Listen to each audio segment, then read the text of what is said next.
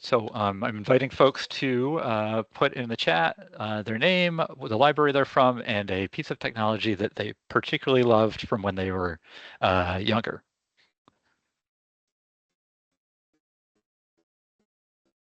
And I already like these.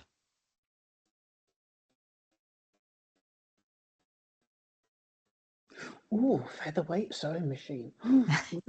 Oh, awesome. I thought you'd like that one. You don't still have it, do you? Yes, I do.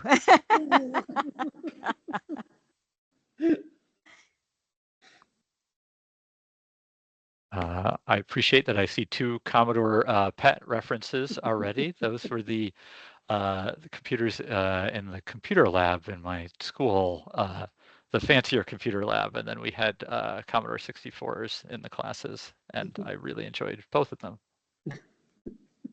I have a Commodore 64 in my basement, but I'm missing one piece, so it won't do anything right now. But let's see what else we got. Game Boy. I thought about Game Boy actually. That was popped into my head, and I never had one, but I found them so fun and entrancing.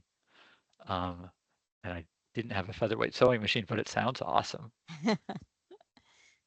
Oh, they're sought after items these days. I can believe it. Yeah, they're.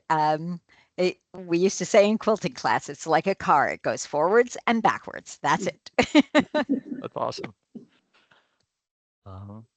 Let's see. We had record player. Hard to go wrong with that. I certainly appreciate I remember the one we had growing up and playing all sorts of weird things, but a couple of Muppets albums. I remember making the routine a lot. ColecoVision, early IBM PC. Yes, those are both awesome. My wife, her family, they got her sister wanted a Cabbage Patch Kid, and but it was hard. They were all sold out. So there was a deal whereas if you bought a ColecoVision, you got a Cabbage Patch Kid. So my sister got so my wife got a ColecoVision, and her sister got Cabbage Patch Kid, and everybody was happy. VCR. Oh, sorry.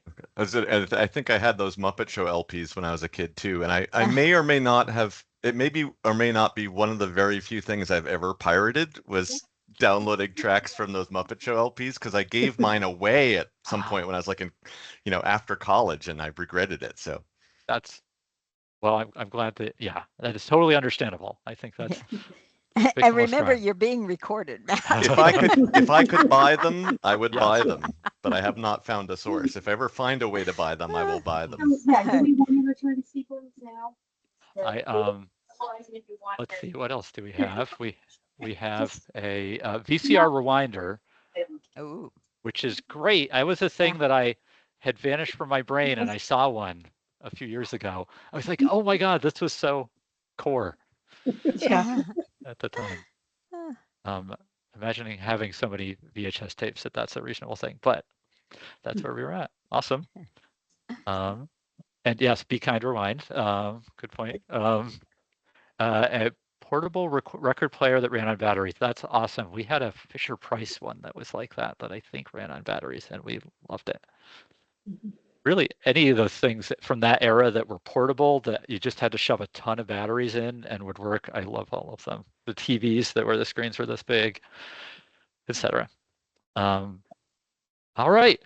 We'll probably get a few more folks popping in, but thank you everybody for joining. I'm ecstatic, super excited, very happy to see all of you. Thanks for being here. So I already said we're recording. If anybody who jumped in late, we will be recording this, and we will be posting it online like we usually do. Again, if anybody has anything they want to talk about off record, I will stick around afterwards, and we can talk about it. We'll turn that off. Seems unlikely, but you never know.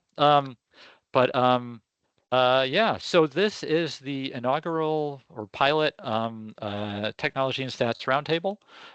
It is intended to be fairly informal and basically is an opportunity for us to talk about whatever people want to talk about, questions they have, or things that they got to work, or things that they didn't get to work, or whatever.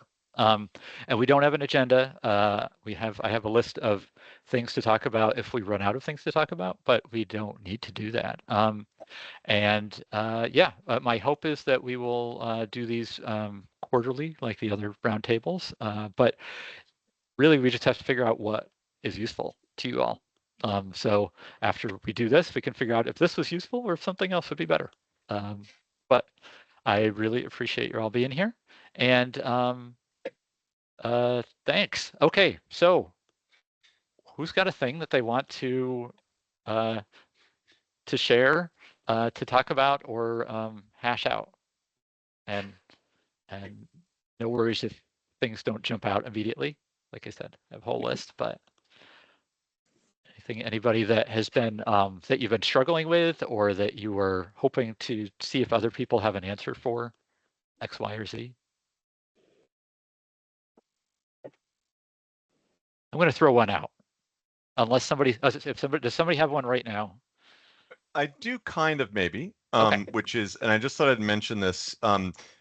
I think, in our Catamount Library network down here, or actually it's not just down here, we happen to be down here, but email sent on behalf of the library that isn't actually sent from our main, email provider is problematic a lot of the time these days. And, especially when it's coming like from our ILS, our hosted ILS. And I've, spent, I don't know how many hours over the last few years trying to figure out these newer to me email authentication and verification standards that are out there, SPF, DMARC, and DKIM. And wow, they're complicated and hurt my head. And I'm an IT person, by profession. But I do think that I'm kind of closing in on some more improvements. Mainly the DKIM piece is the last one I think that I haven't tackled yet, and I'm working on getting the info I need to be able to both set that up for our ILS and also for something else we use on our website. So I just thought throw that out there, that and maybe Josh, there's help that you or others can also offer, but just I have spent more time than I wish I had to on some of this stuff, and I might be able to be of some help if other people, not necessarily online here in this forum, because it tends to be more complicated than it's a conversation, but I might be able to be of some help, or maybe other folks on the line might be more than me even.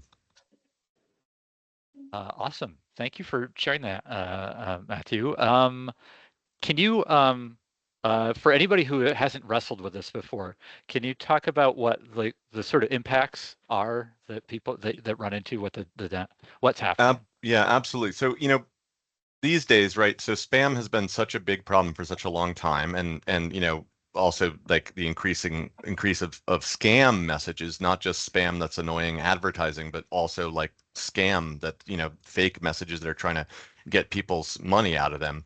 The big email providers, my understanding is in the last, sort of half dozen years or so, and with increasing sort of insistence, are going beyond we'll try to send stuff to people's spam folders or whatever, and not rejecting. Actually, rejecting email is when the sender gets a notice back that the message wasn't allowed, but just silently dropping email that they think is suspicious in certain ways. And one of the biggest ways is when they can tell that the computer that sent the message, right, where it actually originated from, doesn't seem to belong to the domain that the sender claims to be from. So for example, brookslibraryvt.org is our domain. Our email for the organization, the same way as our town that we're part of, is Microsoft hosted email. So when the town's IT company was setting up this new email system for us many years ago, they made sure that some of this stuff was in place to say that the Microsoft email servers are the allowed, verified ones for, Matt at brookslibraryvt.org or anything else at brookslibraryvt.vt. Yeah, our domain.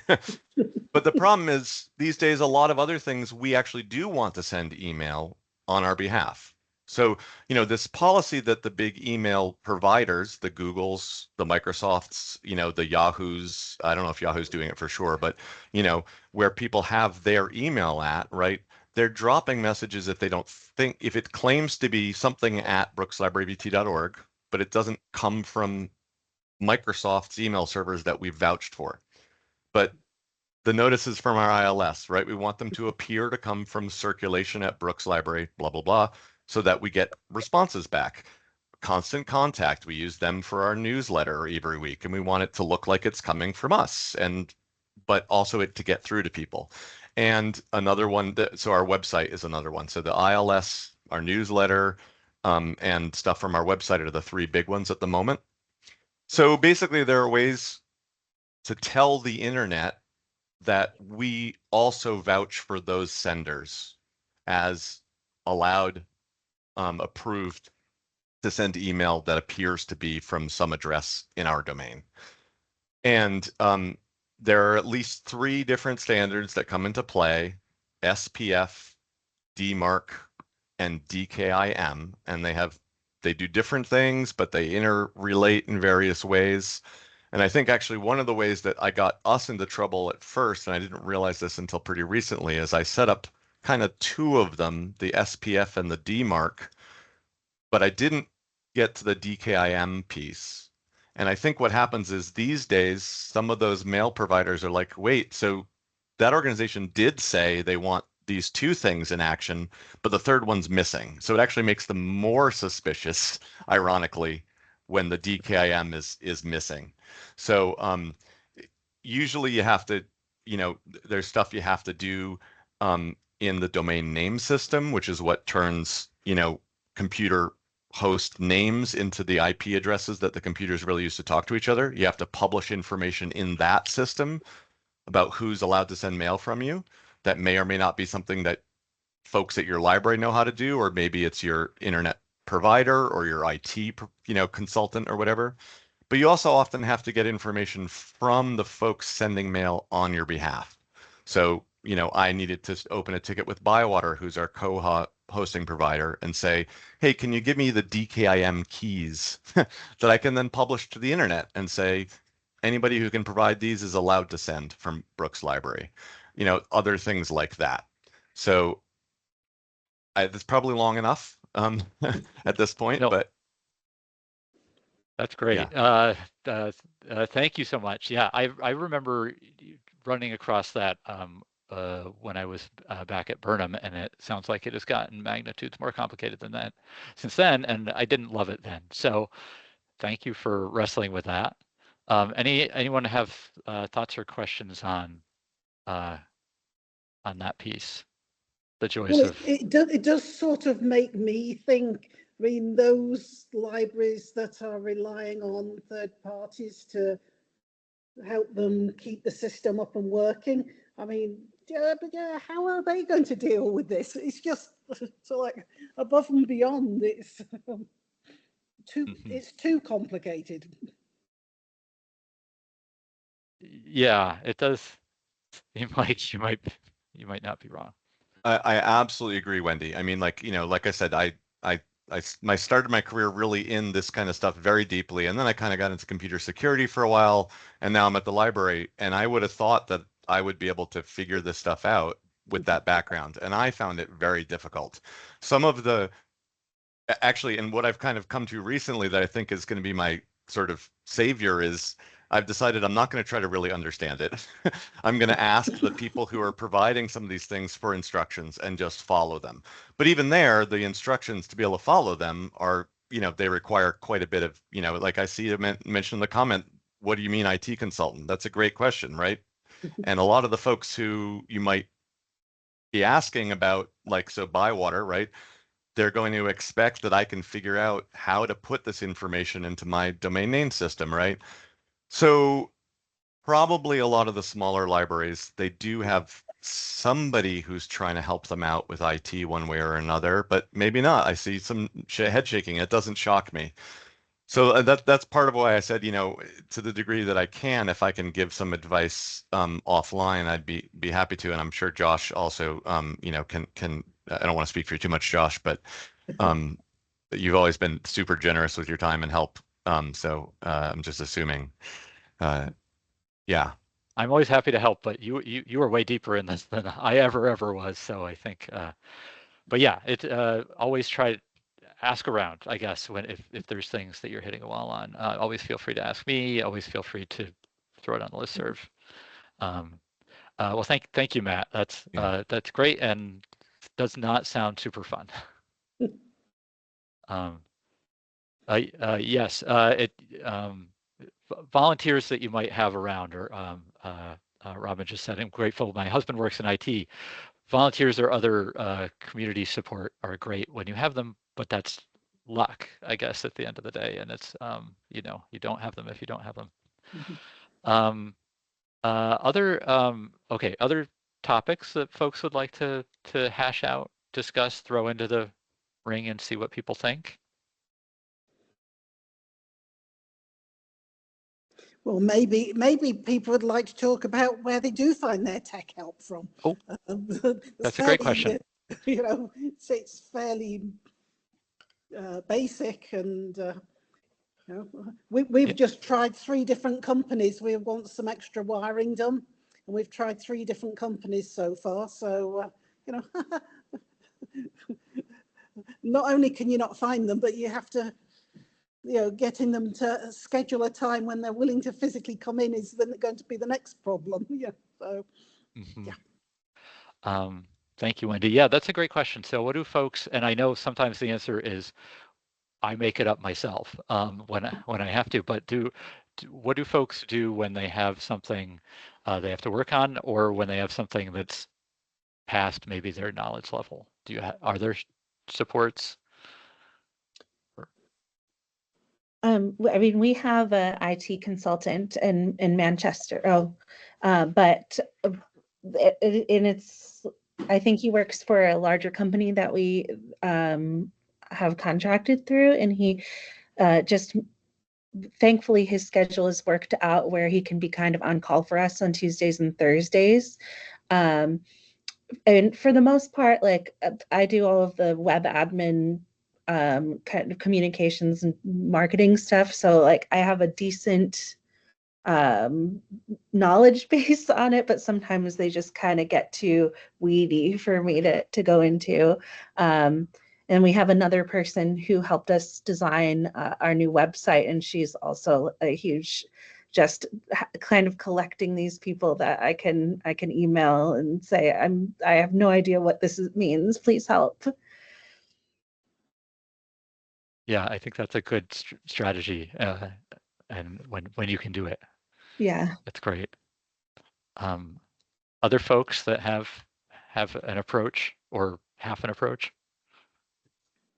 I will say that I came in late, so I don't know if you talked about this at all, but I just changed over in May to Koha, and the emails from Bywater that said things like, make sure to include your database professional and your IT professional in this whole list, had me hyperventilating as a solo librarian. They really did. Like, I'm happy that I was able to get Ariana, who's in this call as well, to attend, because just having another person on all the Zoom calls meant that someone else had the librarian's view, where overwhelmed me was not always going to catch it, right? And another view from another library.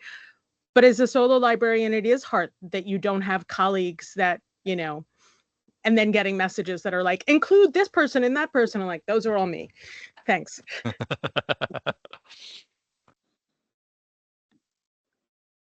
One of the issues that I come across is that with all of our volunteer supports, they come and go so quickly, and then I have to kind of start over again.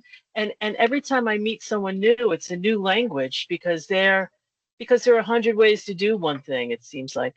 I mean, I don't even know what I don't know. So I'm here to listen to you guys to try to continue to learn the lingo, you know, and maybe I might say, oh yeah, I got to listen to this part or something. But yeah, you know, I'm not alone here, but I'm alone in this department, you know. So keep yakking. See if I can relate to something. Thank you, everyone. Thank you. And I think, I don't know if this is the crowd that I need to say this to, but a thing that I think is important to remember, and Matt just sort of indicated this, which is no matter how much you know, you always eventually come to the end of what you know. So in a sense, we're all in the same boat. It's a different spot, but we all get there. You all get to the spot where you're like, I have no idea what that email said. I have no idea what to do. So we all need whatever help we can find from each other, from the rest of the world, from volunteers, from anything. And so don't ever hesitate to get in touch, and also don't ever feel bad. Don't ever feel bad for where you're coming from, your tech knowledge. It's, because everybody, again, we're all really in the same boat. So thank you. Any other thoughts on where you get support, where you've gotten support, or where you get it currently, or where you wish you got support? If I could just say, I do have I have a good connection with the elementary school, and they have an excellent tech support, tech person there. And so I often reach out to them, and they either stop in or, click a few buttons or can speak my language or help me understand that. So if anybody can connect with someone like that, it's helpful, I think. Thanks, Gail. I think that's a great idea, in places where that can work. Sometimes the town is helpful. Sometimes the town, depending on whether you're municipal or not, sometimes the town is in the same boat you were in. But yeah, schools often have somebody floating around. Jill, you have your hand up. Would you like to jump in? Yeah, I also have used the school. We're not a municipal library, and I'd been on school boards, and it was the beginning of Act 60, and so the school made a deal with me if I would track all their book expenditures, therefore circumventing legally school book expenses, I could use their IT guy for simple things. So that was like 20 years ago. And it's worked out really well. Obviously, when we have a whole new network done or the server changed out, we pay him. But it's like, oh my God, I can't get into Koha, and it's not everybody, it's just us. He could drop down. But unfortunately, with the closing of the high school, he's no longer down here. And he's still my tech guy, but right now he's got some medical issues going on. But it's been a great thing, and I mean, I would tell anybody, and we're small, so I don't have a technology budget. I mean, it's not in our budget. We raise money through our auction and supports that, but yeah, so I don't have to have a contract with somebody. It's just on call, and it's been great. So awesome. Thank you, Jill. That sounds that sounds like a great setup, and I'm glad it's worked so well, and that's a great idea. Robin, do you want to jump in? Yeah, I was going to say, just to say again, like I used, if you can check with your town, like I have access to the same IT that the town has.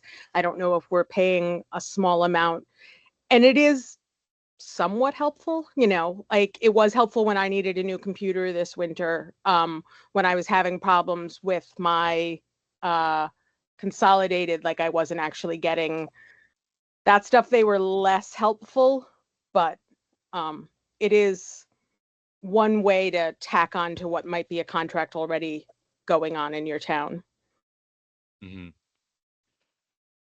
Yeah, thank you. That's good. Oh, so there's a couple of comments that we've gotten, and I haven't read them aloud, and I should be doing that so that we get them recorded correctly. Let's see. Matt, earlier, to a previous point, said asking your internet provider if you don't have anyone else might be one place to start with. This is when we were talking about email structures. Whether they are gentle with you is hard to guess. That seems like a very valid point. Robin said they have tech help through a town contract. Ruth said that she's lost in all of this. I need to find somebody to help. So a librarian. Yeah. I mean, I wish you were. Unique in that, and I always feel bad for everybody who's in the solo spot, because, like you said, everything is on you. But can you hear me now? Yes, we got you now. Oh, you can? Yes. Thank you. Okay. Anyways, I'm sorry, I'll stop going on so much, and I have to run soon. But I always do think it's helpful also for people to understand how what position a lot of us, I know I'm not unique, like you said. Yeah. So, But no, and like when absolutely. you start and there's like so many things, I'm like, I could not figure out what Vocal and Aspen and all these things even stood for. I finally, like, I have a document now. So when I leave, maybe the next person can start with a little bit more. I like didn't know what people are talking about. Yeah, absolutely. I mean, it's, yeah, when you go in, there's, it's acronyms and Yeah. there's just a ton of it. And you're trying to get up to speed while running everything at the same time. Yeah. I can only imagine the amount of work that involves. So, well, thank you. Yeah, and I'm glad that we got you on the audio. Let's see. We have Gail, I'm going to spin around to you in one sec. But we have a couple folks talking about folks on some of the vocal folks, Richard and Kim, and what will happen with their departure. They are amazing, and having been on vocal a long time ago, I appreciate all the work that they've done. But yeah, I mean, that's always a challenge, right? When it's sort of someone has a volunteer role, effectively, it's what do you do, and how that goes. And I don't have any information on that, but it is a big concern when you have somebody who knows how to do everything and then they have to go do something else. And let's see, folks talking about back and forth about and then Bywater. Whenever we've worked with Bywater, it's been great. They are a company, so, but they've been excellent. Okay, Gail, I'm gonna come over to you if you're ready. Yeah, thank you. So I do have a question. I don't know how many folks here use the Koha system, but I don't understand. I go to some of their meetings, but I don't understand how to like make up reports, and I can't, like, I go in and I make a copy of someone else's and I try to manipulate it to suit my own needs, but that would be really helpful to have somebody that can like come on down to my level and explain things, help me write something. I see a lot of heads. Yes, thank you. I don't know what we could do about that, or that would be helpful for me big time. And I'm losing one of my right arm here, and so I'm a little stressed out about that. My partner in that department. Gotcha. Thank you, Gail. All right. If you don't mind a little. Yeah. So Koha reports are tricky. They're definitely tricky. It's a very complex. It's the Koha database itself that stores all the patron information and the item information. Everything is complicated, like it kind of has to be. One of the main ways of writing a report is knowing the language that interacts with that database and knowing their structure and figuring out how to write the report. And that's a big ask for most libraries. I think even moderate size, very big by Vermont standards libraries are not likely to necessarily have anybody who knows SQL and can understand that schema and deal with it. The vendor, if you've got a vendor who's supporting your Koha, if it's Bywater, they may very well offer report writing assistance.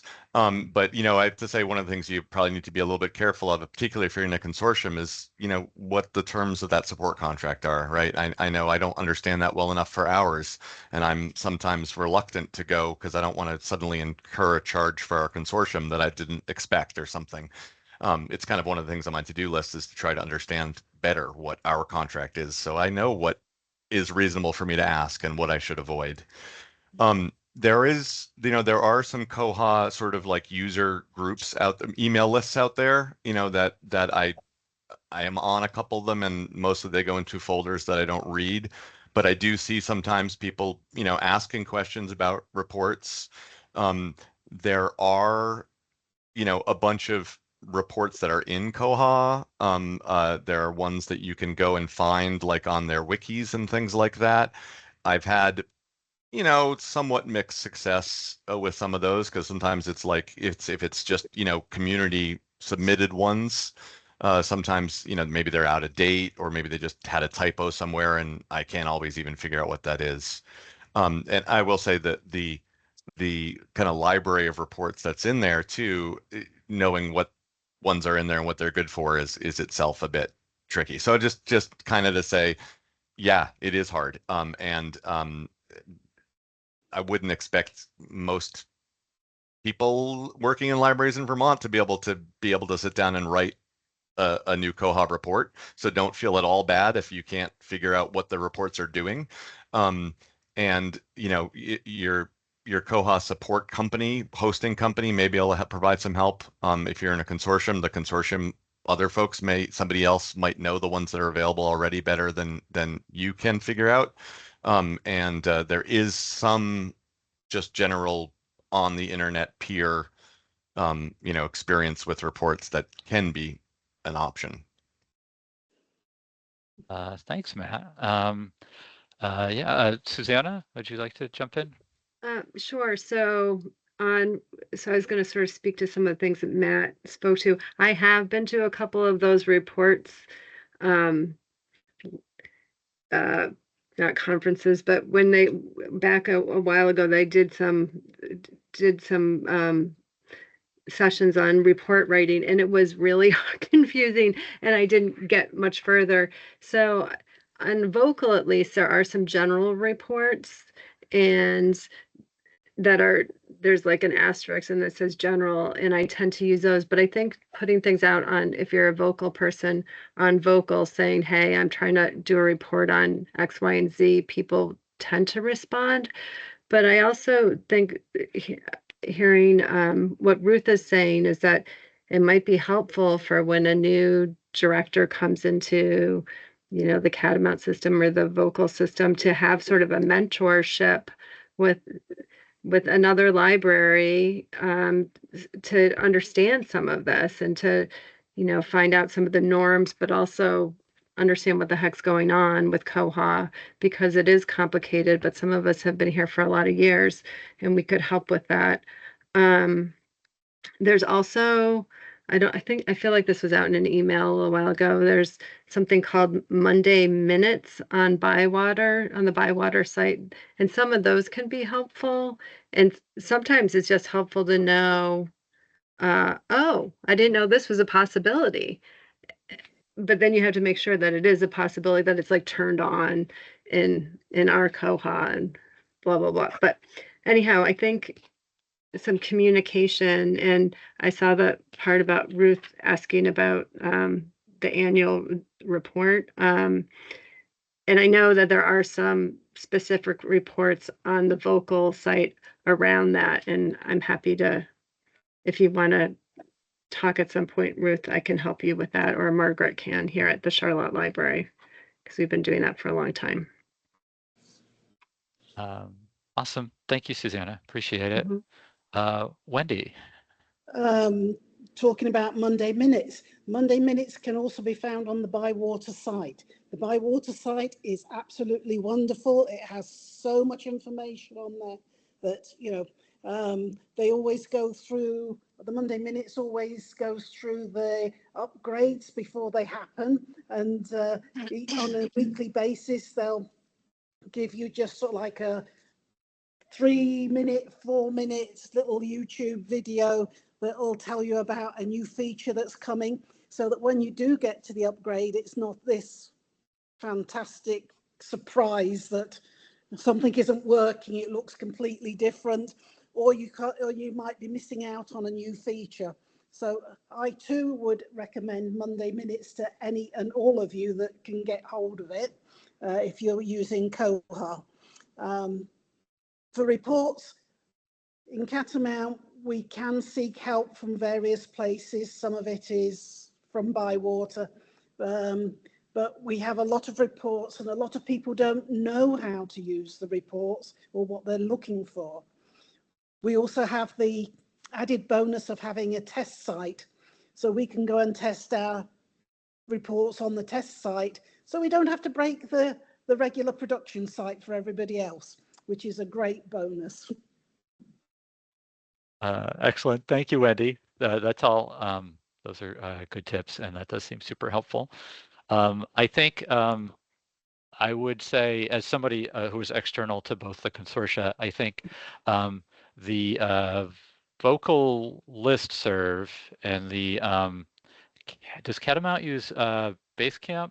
Yes. Or I think those are can be really helpful places to start whenever you have a thing that doesn't make sense. And often you will just get someone who will say, "Oh, yeah, that report's weird. Don't use that one. Use this one," or something like that.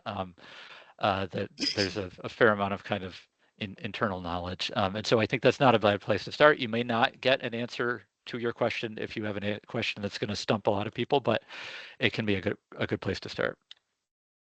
Let's see. Any other? So we're well, we just talked about a bunch of different stuff, but other things that sort of tie into that Koha and just sort of managing things like that. I think that was a great topic to get into. And I know, I mean, your ILS is the thing that you have to use all day, every day. So it is the thing that you notice a lot more than if you're like, you're something more esoteric is not functioning. We're always interested in helping out with stuff like that. The challenge, of course, being that we don't know anything about Koha because we don't have it on site. And so we're mostly knowledgeable about the little one we use, but we're always happy to kind of help coordinate if there's ever things that make sense. I think most of the consortia sort of just do it internally, but the option's out there. Let's see, we got a few more. I'm going to jump back to some comments that we got before. Let's see. Robin said, worried about the upcoming annual report and what I need to get from Koha, slowly getting comfortable with just the day-to-day Koha. I totally understand that. And I imagine you're not alone in that respect whenever anybody gets tossed into the Koha deep end. Let's see. We have some people talking about meeting up, which is awesome. That is great.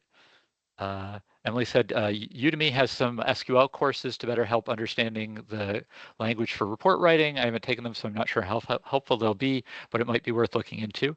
I think that could be good. I think I found, and I did this a while ago, so I found that there was a certain level of SQL knowledge that was really helpful. But then the other thing that you needed to know was what the naming convention for all of the for the database. Because it's not necessarily like you think it's going to be something else. And it was only the combination of those two things that I was able to make things work. But say that again, Josh. I don't even understand what you just said. Yes, sorry. Okay, Please. so no, not at all. No, and I went fast. Okay, so SQL is the language to some degree that is the database, but then there is specifically knowing how the Koha database is set up. Like there's and this is from a while ago, so I may be wrong, but there's like, oh, here's this circulation bump, and it's all these different like subsets of that. And then there's the patron one, and there's all the different subsets of that.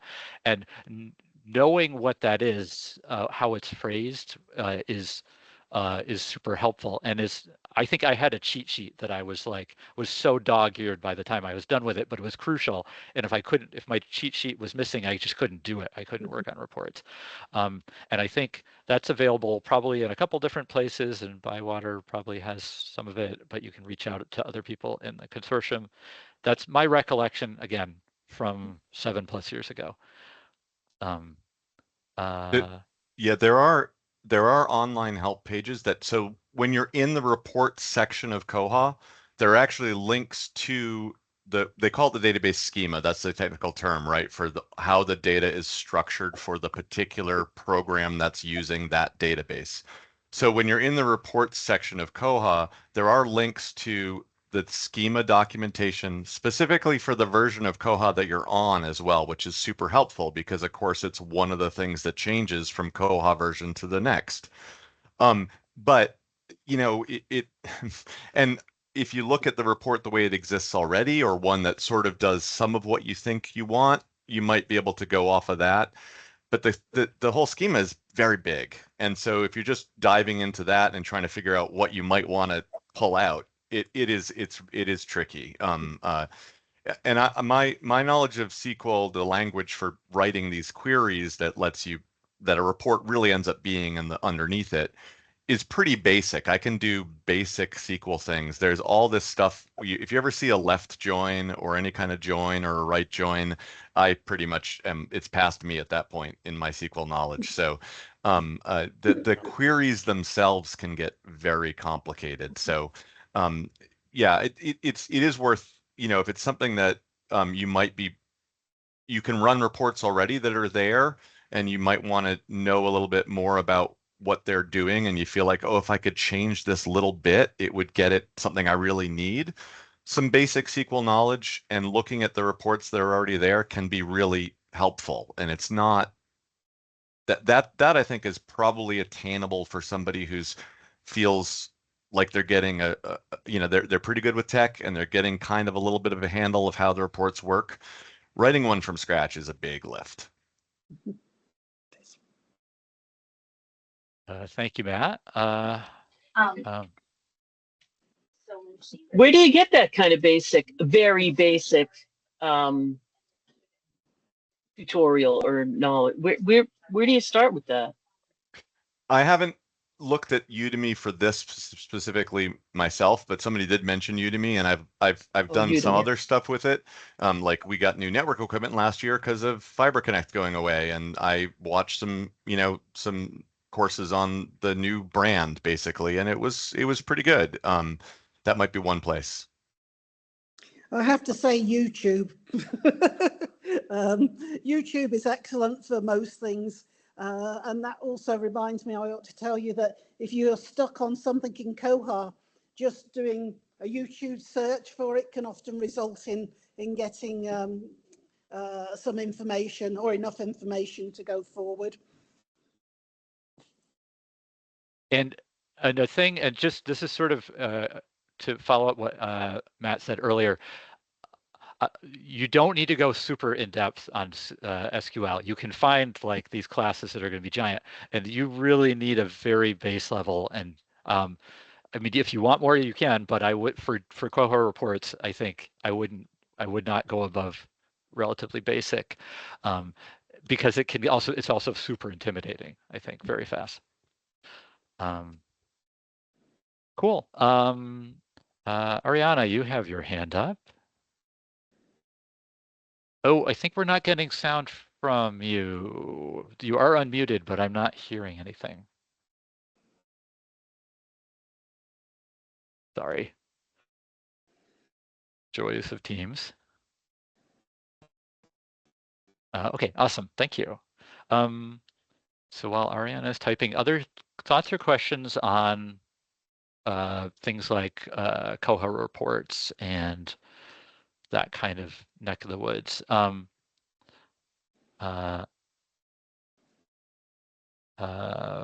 Robin, I think she unmuted and we didn't hear her, and then she remuted, I believe. But yeah, I think in general, if there's somebody else who is on the same system, or if it's in a consortia, that's always a good place to start. They may not be able to help what you have going on, but that's a good, all right.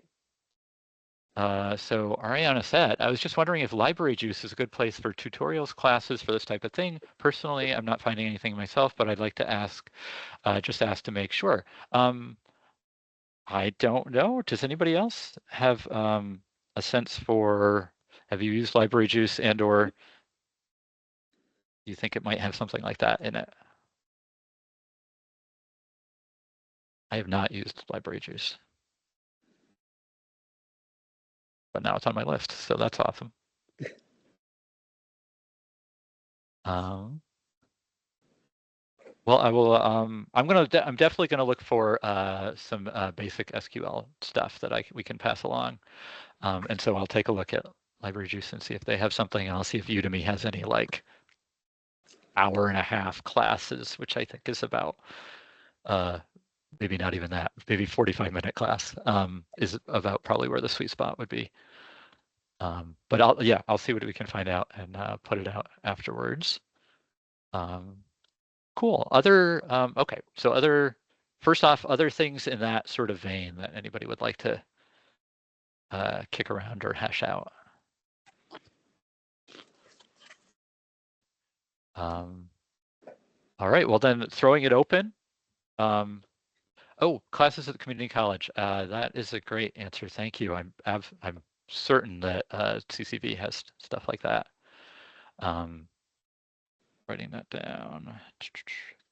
Okay, but other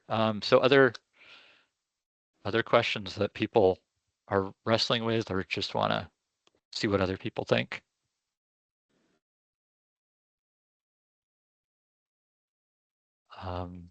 I have one that is that is on my mind, so I'll jump into that, and we can turn away from it if we have another direction we want to go to.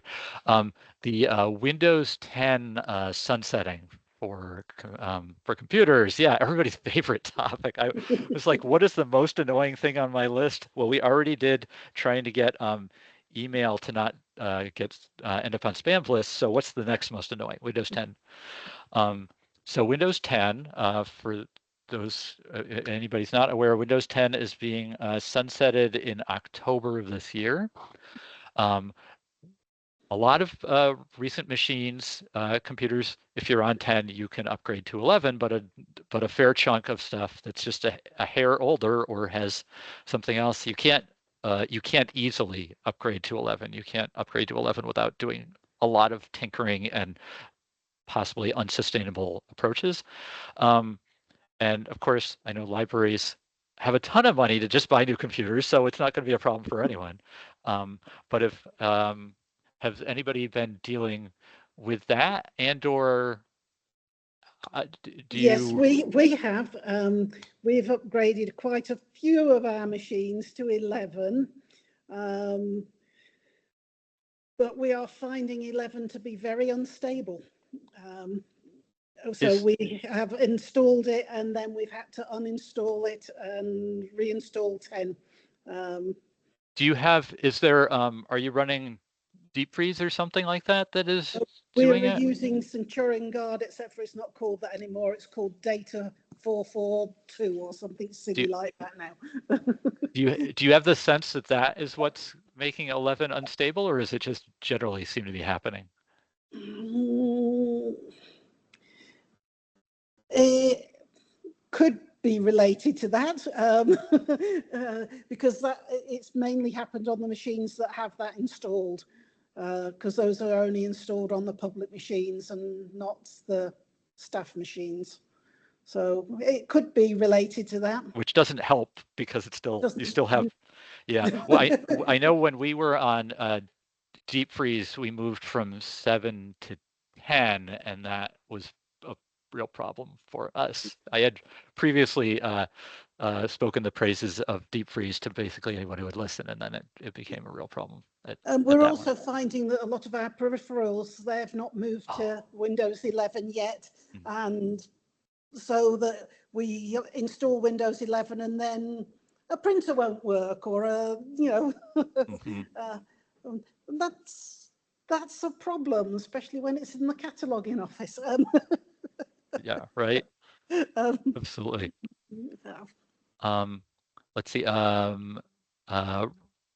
Matt, I'm going to read Matt's, and then Robin, I will circle back to you. Matt said, our town had to replace about half the staff computers in 2020 when Windows 7 support ended. Very unluckily, a lot of the computers were bought then aren't supported for 11, so they all have to be dealt with less than 6 years later. And then he also said, we've been fine on Deep Freeze on Windows 10 for quite a while, but did hear it was rough ride at first. Hadn't occurred to me that there might be problems with it with 11. I mean, fingers crossed, hopefully there isn't, but it does sound like there could be problems with Centurion on 11. Robin. So my library right now, we have 4 laptops that in theory are supposed to be for patrons, but they're not actually laptops. They're anchors you could use for a boat. And so the trustees are talking about, oh, what are we going to get for new laptops? And they submitted, someone went to Costco and took photos, and I showed it to my son's also more tech savvy because he's a gamer. And both my husband and my son were like, yeah, if you want that particular chip, which is going to be really old in this amount of time, But there's a company called Frameworks, and while Frameworks laptops and computers are more expensive, they are completely updatable. So you are not buying something that will be obsolete in 2 years. If you need a new piece, you just swap it out. My son has a Frameworks laptop, and we have a second one as well that came from my husband's work. So it will be more upfront for this laptop for my library, but it's not going to be a waste of money like almost every other computer we might decide to get would be. So we'll see after the next trustees meeting if they go for this as what we're going to get. So, Robin, do you use laptops because of space, or why do you use laptops for your patron computers? So right now, I am in a library that's the size of a postage stamp. So right now it's a space thing. There is no space to set up a desktop. So I have a desktop, but patrons don't. We are building a new building. Groundbreaking in theory is November at this point. And so there will be desktops for then. And so then I was kind of like, why do we need laptops now? But we're going to have huddle spaces. And so we'll still need ones that can be checked out to someone to use in like the study room huddle space as well. So it's going to be a mix. So I think we're just going to add one laptop now and figure that will be one that can be checked out later, and then desktops for the new library space. But right. My current library, though, literally the size of a postage stamp. Thank you, Robin. And I'm also wondering, I have somebody that one of my board members just put Linux operating system on one of the computers. Okay, cool, Matthew. I see that face. What are you thinking?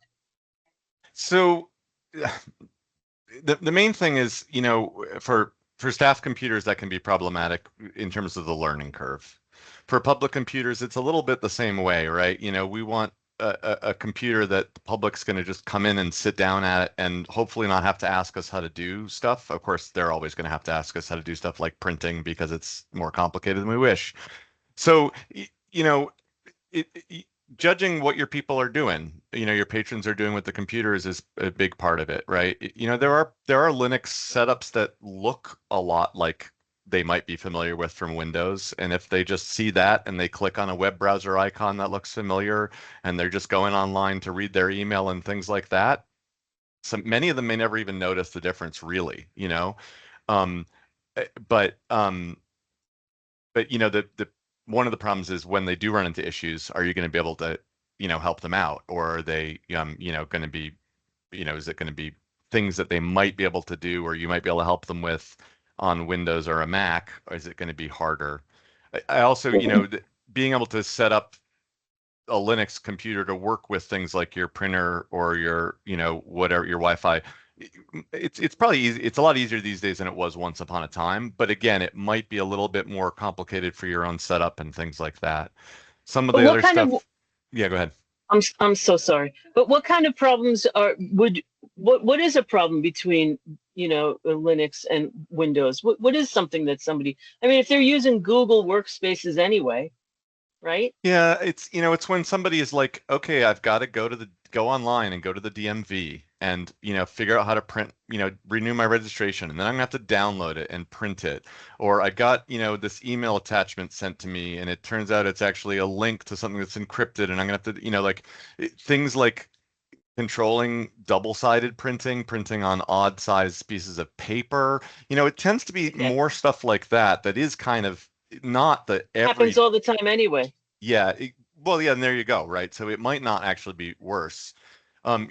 The other thing is if you've got a computer that can't run Windows 11 that you kind of don't know what to do with, you could put a Linux on it and see if that's what you can make it work, and how well that will work for you. That might actually be a way to experiment. At least that's what I'm wondering, at least to tide us over until we can update one or two computers maybe at a time. You know what I mean? Yeah. Mm-hmm. Thank you. Thank you. Thanks all. I was going to say, oh, sorry. Real quick, my solution often for if patrons have problems with printing something is just email it to me and I'll print it anyway. Like it's the easiest solution for so many of those, that are outside my knowledge based on the computers they're on or their phone or whatever. Mm-hmm.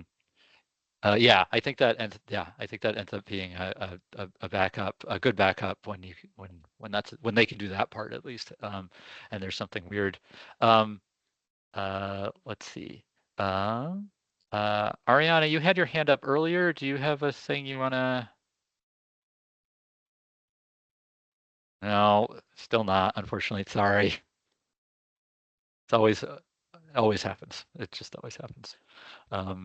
I was going to say, Josh, that we've had quite good luck getting it's mostly been the laptops, but through TechSoup, refurbished computers through TechSoup at a really quite reasonable price. We've had good luck with them standing up. At the time, I actually had one I even got repaired under warranty. They tend to come with, I think, a 1-year warranty. When somebody folded the mouse inside the laptop and broke the screen, they replaced it under warranty. And it was a refurbishment company that TechSoup does the handling for. We haven't had to use that for desktops because before we were able to get hand-me-downs from the town. Because that's the other thing is that, I find the patrons' needs for computing power to generally be very low these days, right? For browsing the web, a computer that was made in 2010 would probably still do most of what people do with a computer. It's just it won't run Windows 11, right? So, if you can a refurbished computer, if it is half the price of the new one, I mean, the upgradable, like yes, and environmentally and everything, I love the idea. But if I can get a refurbished computer for half or even less the price of a new one, I could probably ride that for 5 years. Again, it is really like Microsoft saying, sorry, we're finally drawing the line and dropping support for all these old computers. That's making us buy new computers. The ones we're using right now are running Windows 10 and they're from 2013 or so. And by and large, people don't complain about computing power. Thanks, Matt. Yeah, I think that is a great point. This is we're in a spot where we're sort of getting pinched from things that computers have gotten faster and faster to the point where it's not as big a deal, but there's suddenly a sort of artificial wall that's happening. And thanks for asking about Linux. I'll throw out Chrome has many of the same considerations as Linux. Some people use it. It's especially, particularly they use it for laptops and things like that. It has pros and cons as well. Though generally you buy hardware for it. You don't adapt something to it, though I think technically you can. Okay, let's. Okay, I'm going to read the comment. Sorry, Ariana said, side note, but if any library is in the SLI program, which is the Sustainable Libraries Initiative, and she included the link to it, thank you. Converting to laptops is one of the steps you can use to earn the certification. Awesome, thank you for sharing that. Okay, yes. Oh, okay, so Matt talked about TechSoup, which was good because that's what was on my list anyway. He said, and I believe any public library should probably qualify for TechSoup if you haven't looked into them already. 501c3 libraries and any on the MLS list generally qualify for a lot of TechSoup discounts. Yeah, so TechSoup can be a great resource.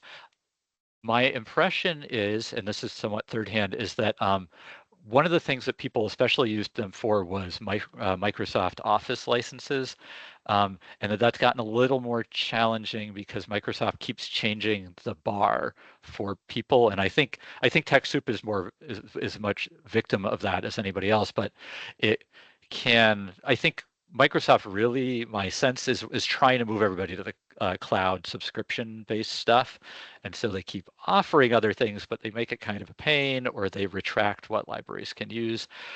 But overall, I mean, I got crazy cheap stuff historically from TechSoup back in the day, where you would save a huge amount of money. So it is absolutely worth looking into, and just if there's a fiddly bit, trying to figure out what the fiddly bit is my sense, again, as someone who is 2 steps removed from it.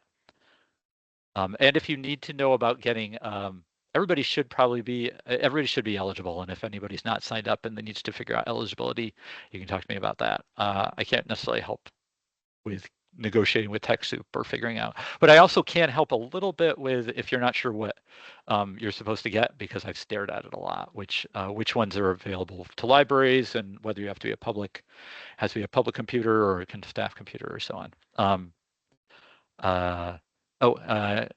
Matt said, Adobe is even worse than Microsoft, but it's bad. Unfortunately, I think the subscription model is going to be increasingly unavoidable. And yeah, I think that is probably true for software. They're just trying to make a way where they can just make that money every year. Okay, Robin, thank you. Robin said, I never even heard of TechSoup. TechSoup, the idea is provides software and hardware, particularly refurbished hardware like that, at discounts for nonprofits and libraries and schools. And they have a whole big site, and you can get anywhere from small discounts to, in many cases, pretty good sized discounts on these products. You have to jump through a couple of hoops initially to get set up. Your library may already be set up from years ago. But if anybody does, but if you have further questions about that, I'm always happy to talk about it. It can be great. It's always a good thing to look at, even if you get to a point where you're like, oh, okay, this is actually not that different from this deal, but it might be way better. Has anyone used MHEC to purchase any computers or laptops? So MHEC is Massachusetts Higher Education Consortium, and if you're not familiar with it, everybody, basically everybody, all the libraries in Vermont are eligible. I think maybe all the nonprofits in Vermont are eligible, but and it is they basically have contracts with individual companies for a whole range of products. I'm trying to say a nice thing about it. They can be really useful. So they can be really useful. It also looks like a ton. It just looks like a lot. It is a little bit hard to navigate. The things that I would say that they are most useful for, I think in most cases libraries are already probably signed up for, but it's people that you get books from and book supplies from, I think are the most, again, this is somebody who's not in a library, but I think those are the products that I think are the most useful, because in many cases you get like a 3% discount or something. So if you're buying one computer, it doesn't matter that much. But if you're buying stuff every month, boom, boom, boom, boom, MHEC is especially, and there are good deals on things. You just have to find them and figure out what they are, because they have, you'll say, I am interested in X, and you will say, oh, here are 35 vendors for something. It can be a lot of work. I think the sweet spot is especially those, is especially like the stuff that you're buying all the time. I'm also, you can always reach out to me about MHEC stuff and I can try and help. I'm not brilliant at navigating it either, because it's, so that doesn't answer your question really, Wendy, but my sense is that when I've looked at things like computer hardware, the discounts were not as big as I wanted them to be. And there was going to be a lot of figuring it out. But there, I think, are other products where the discounts are bigger and it might be an easier fit. Like, I think if you're going to buy a bunch of furniture, if you don't already have somebody else or something like that, book carts, big one-time big purchases, or yeah, maybe not. But computers, the discounts didn't jump out at me as being huge. That's not a real answer, but it's part of an answer. Yeah, but it's good. And I was thinking of Robin for this, because Robin, you're redoing your library, and they do have a lot to offer by way of shelving and furnitures and stuff. But I agree with you, Josh. I looked into their computers and I blew it off and went somewhere else. My sense is it's like they give you like the employee rate or something, which is like, which is just not that much cheaper. And it's a lot to deal with, to go through to get it. Yeah, yes, there are a number of hoops, and I think it. Yeah. So again, I think it makes the most sense for stuff that you know you're going to be buying all the time. And in many cases, libraries may already just have that built in because you basically maybe just had to say to your provider, "We're on MHCC," and they're like, "Okay, boom, we give you that price." Yes, Massachusetts Higher Education Consortium. There's a page on our website about it, but you can always reach out to me if you have questions about it. Okay, we had a couple of comments. Susanna said, because of the Microsoft licensing issue you mentioned, we were thinking of switching to Google Workspace and using Google Docs, Drive, etc. Has anyone done this? Gail, have you done that? Yeah, we always use it because that's what a lot of the patrons, my patrons, they don't even know anything about it. I got kids across the country, my own, that I have to deal and share documents and help them with things all the time.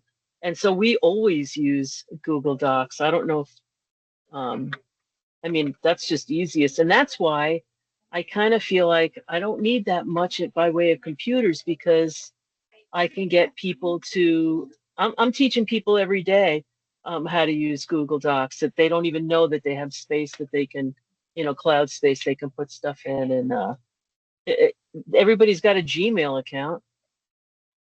How does that work? Yeah, so I have a question. How does that work?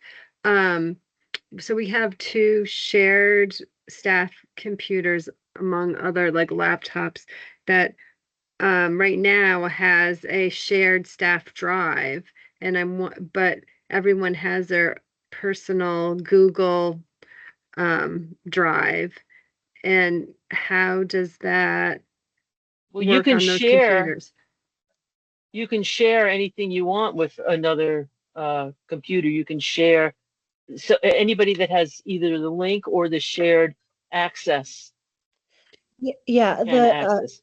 the with it, so using the same computer is fine. Like that's what we do up at our help desk computers are just like static desktops. And so when different staff members go up there, you can just set up separate profiles on your Google Chrome so that whenever one person leaves the desk and another person comes up to it, they can click on their profile and all of their stuff from their drive will be there. So it's not necessarily that you need different computers as much as just different profiles. Okay, right. So you're not keeping a Google Drive like on the actual computer. You're just doing it through the cloud. Okay, that's good to know, because that's the one thing that I'm a little worried about. I think the transition might be a little bumpy, but it's better than paying. Yeah. Yeah. So thank you. I'll probably have more questions on that. I might get in touch with both of you at some point. So thank you.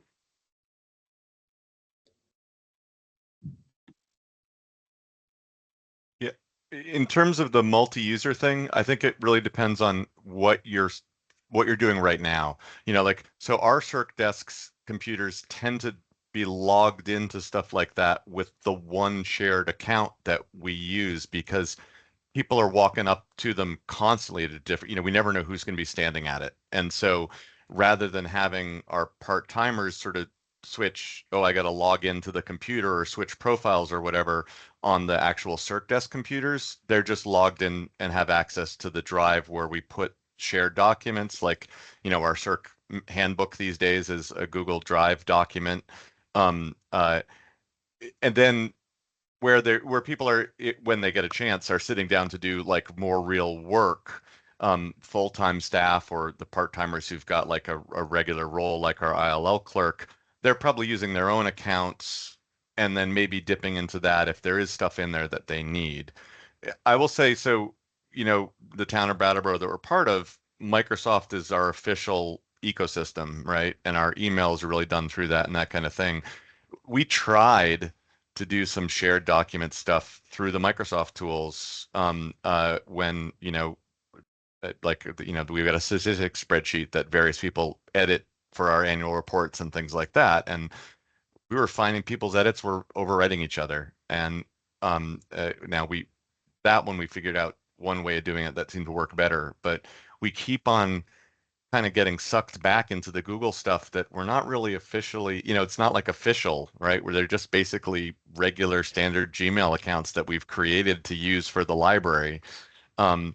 Because a lot of stuff just seems to work better. I mean, yeah, if you're really familiar with the Microsoft tools, there are some differences that may cause you a bit of stumbling, but the basic stuff is so kind of familiar that it tends to not be a huge learning curve for stuff like just doing a simple document in Word, the Word equivalent, or doing a simple spreadsheet.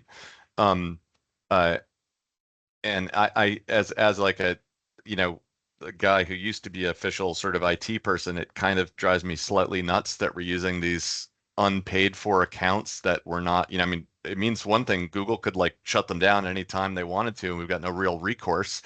On the other hand, we don't have enough budget to start paying for additional online accounts. So it's a bit weird in some ways that we keep going back to Google for some things, but it also just works better.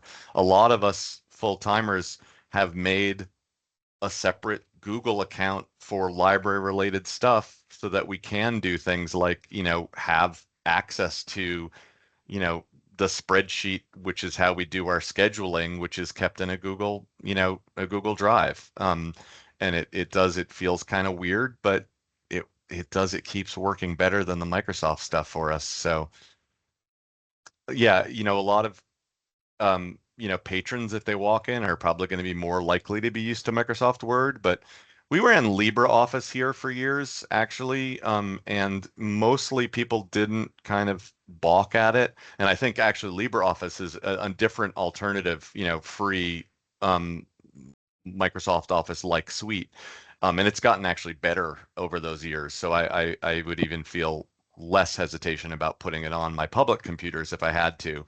It's not really an online thing. So, if you need the ability for staff members to like collaborate and have shared space, Google's probably a better fit for that than LibreOffice is. But if you're looking at your public access computing and being like, I don't know if I can figure out how to do the Microsoft thing for it, LibreOffice might be another possibility.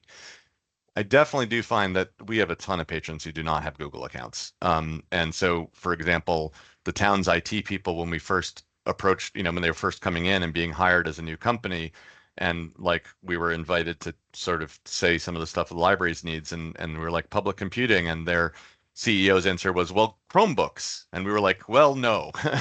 And that was a long time ago, and Chromebooks have probably gotten, some additional options. But yeah, anyway, enough. The Google stuff probably can work for most of your patrons, and like there is a guest access on public computers you could do and things like that.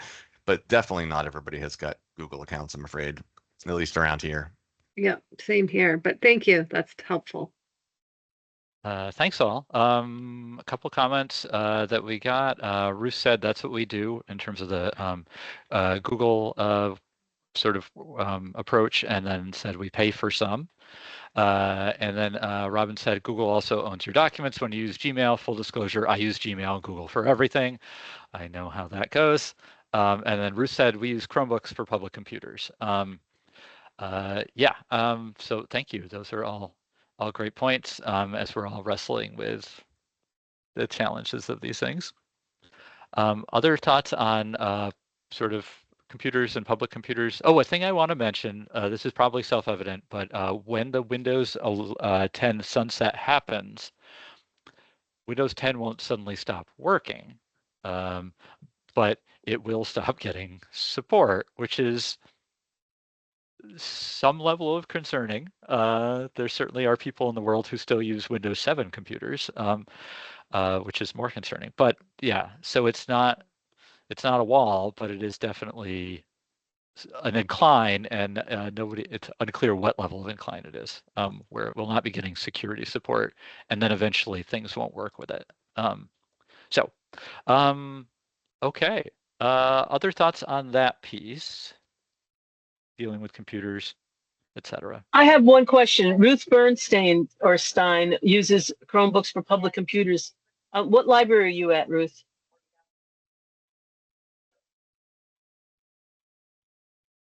Did she say? She's at New Haven. New Haven. New Haven. Thank you. Thank you. I might reach out to you because I got one of my board members wants to get Chromebooks for public. I'm not really interested in that, but I want to know how it works for you. Oh, Matt has a tip We- about. Oh, sorry, Oh, sorry. Emily. We had Chromebooks for checkout for a while, and we found that people were coming in. We currently have a model where you can people can pay for a library membership, and so they were coming in paying for a library membership, taking the Chromebooks and never coming back. And so we stopped that that, and now people can check them out and use them if they're using them within like the main library space where we can see what's happening. But yeah, that was one large drawback of having the Chromebooks in the library. I'll just say on this is not really answer anybody's question, but I was talking with somebody at the State Library of Georgia, and they had this massive project where they basically had replaced huge swaths of public computers and OPACs with Chromebooks. So they were managing something like 4,000 Chromebooks, and he was a convert like nobody had ever met before. But he was very convincing. Again, the scale that he was working at was something different. But let's see. Okay, Ariana, you have your hand up, and then we'll swing back to Matt. Oh, I think we're still not getting the sound. Sorry.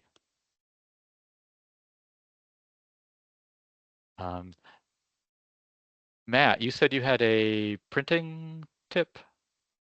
Just briefly, so we've had so many problems with printers, both public ones and staff ones. Although actually our public one had been really the big exception and is still, and it's because we have it on lease and we have a service contract. And what I finally discovered is that with our children's room printer dying again recently, a year and a half after we bought it, and HP telling me to go jump in a lake because it's not under warranty, we're going to get a new lease printer for our children's room with a service contract, and it's going to be about half the price of for printing for us than it would have been when we were buying toner. The lease cost is coming out to something just over $60 a month, and the company that we're going with is charging us 1 cent a page for black and white and 6 cents for color. And I was able to pull some stats and figured the number of pages we were printing, and literally it's going to cut our cost for that printer in half because the toner's included in that per page price, and when it breaks, they come and fix it. And I probably shouldn't mention the company I'm working with to avoid plugging a particular company, but look around. If printing is a problem for you, we had to get a bigger printer than we would have got because they only go, they only do ones above a certain range, but still, like, the bigger printer with repair included in the service contract is going to cost us half as much a year as we were paying when we were buying toner. I was shocked when I finally did all the math. Thank you, Matt. Let's see. Robin asked where you lease your printer from. Emily said their lease printers have been a godsend, and she said SimQuest. Ruth said they lease 2. It's amazing, $33. And yes. And then to the previous point, Ariana said, for us, patrons can check out a Chromebook, but they have to be a patron in good standing for several months. And Robin says, so important for our new building for the printing. All right. And I was just going to add to the printer leasing situation. We had to replace our printers, I think, because of the Windows 11 situation, and because we were leasing them, we were able to, it was not a big deal at all to replace them. So that's just another perk to think about. Awesome. Thank you. Thank you for sharing that. Cool. Oh, okay, Gail asked a question. Do any of you offer fax service? We're the only fax in town. Do other folks still offer fax? Matt's shaking his head yes. Wendy is a no. Emily, are you a yes? Yes. Gotcha. We only do outbound. We say that. Same. And Mhm. we stopped even charging. It was actually not worth our time to collect. We were doing 15 cents, which was what our black and white single page copy was. And it was really because it would print out a report page. Yep. The problem is it goes wrong so often. You know, fax as a technology is fragile. We keep on getting, you know, poor line condition, but our line has been checked and is fine. So, you know, and so many people have never used a fax machine. It almost always requires staff help, but you know, Staples in town will do it for an exorbitant rate. And so, you know, as much as it's a pain, you know, it feels like a very important service. So we're keeping it up for now, at least. I will say last year I was working in Virgins and I had a patron who needed to fax to FEMA, and it had to be faxed like all these other archaic rules, and there's no fax machine there. But we were able to find a program online where we could email to fax, and it worked great, and it wasn't a problem. Yeah, we've done that too. I forgot about that. Yes. Awesome. Thank you. Let's see. Jill said they only scan, they don't fax, and Susanna said they don't fax there as well.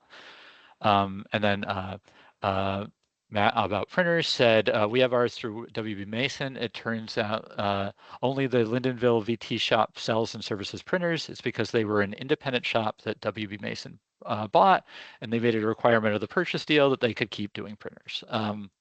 So awesome.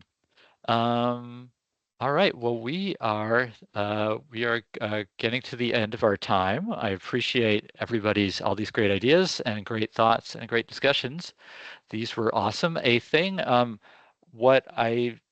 you can either, I have a question for people, which you don't necessarily need to answer right now. It's sort of a two-part question. One is, what did you think about the format of this? And do you have ideas for doing it in a different way that might work better or that would work better for you? That can also be a time, if it is an hour and a half too long or too short or something like that. Yeah, no, we'll stick with that. That's the one. But again, you can think about it and tell me later if you have other thoughts. But we'd like to figure out how to make this work the best. And then the second one I'll think about, and this is definitely get in touch with me later, but we're thinking about other trainings, tech trainings that the department could offer or could be involved with. What kind of topics are the most useful for people? And again, you can shout at them at me, but you can also email me with them. And I'm just going to put my email in the chat if you are not already inundated with my email address. I want to say I think this was great. I would also love some trainings that are maybe, you know, different locations around the state in person. This was great for getting ideas, but if it's an actual training, like I need to be able to do it and write down, I've figured out like the correct way to write notes in my best computing, you know, notes to follow later kind of thing. Gotcha. Absolutely. I totally get that. Thank you. Other sort of immediate thoughts on this or other trainings that we might offer? You're not on the hook right now. You can totally tell me later.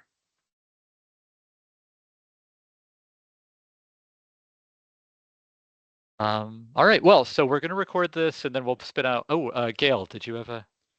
Oh no. We're gonna record this. We're gonna put out notes where we try to grab everything that everybody said, and we'll also kind of have a roving conversation about what this might look like going forward. And again, I'll beseech you all for ideas for what kind of trainings we want to offer. Awesome. Thank you so much for attending. I really appreciate it. This was a great first try, and it was super fun. So thanks everybody for taking time out of your super busy days. And I hope you all have a great rest of your Friday and a great weekend. And I will talk to you all soon. Bye, everybody.